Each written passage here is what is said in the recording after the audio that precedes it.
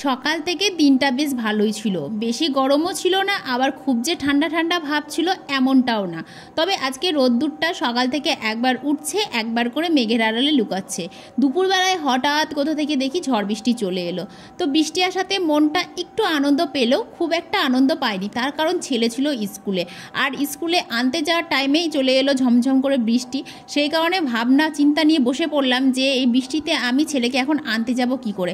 তারপরে দেখলাম যে আমি যতক্ষণ না যাব ততক্ষণ কিন্তু ছেলেকে একদম স্কুলের গেট থেকে ছাড়বে না, ওটা একটা ভালো চিন্তাভাবনা ছিল। তো যাই হোক, চিন্তা নিয়ে বসে পড়েছি এখন বৃষ্টি ছাড়ার অপেক্ষায়। তো বৃষ্টির সাথে সাথে দেখতে পাচ্ছ কত ঝড়। তবে জানো তো, একটা সময় ছিল যখন আমার এই ঝড় বৃষ্টি খুবই ভালো লাগতো, কিন্তু এখন তার থেকে দ্বিগুণ পরিমাণে ভয় লাগে। জানি না এই ভয়টা কী কারণে লাগে, তবে প্রচণ্ড ভয় লাগে। নিজের থেকে অন্যের চিন্তা বেশি হয়, যে যারা বাইরে থাকছে, যাদের মাথায় কোনো ছাদ নেই, তারা এই ঝড় বৃষ্টিতে কীভাবে দিন কাটাচ্ছে, এই সব কথাগুলো যখন মনে পড়ে তখন মনের মধ্যে প্রচণ্ড ভয় আসে। সেই কারণে ঝড় বৃষ্টি সবসময় আনন্দের হয় না।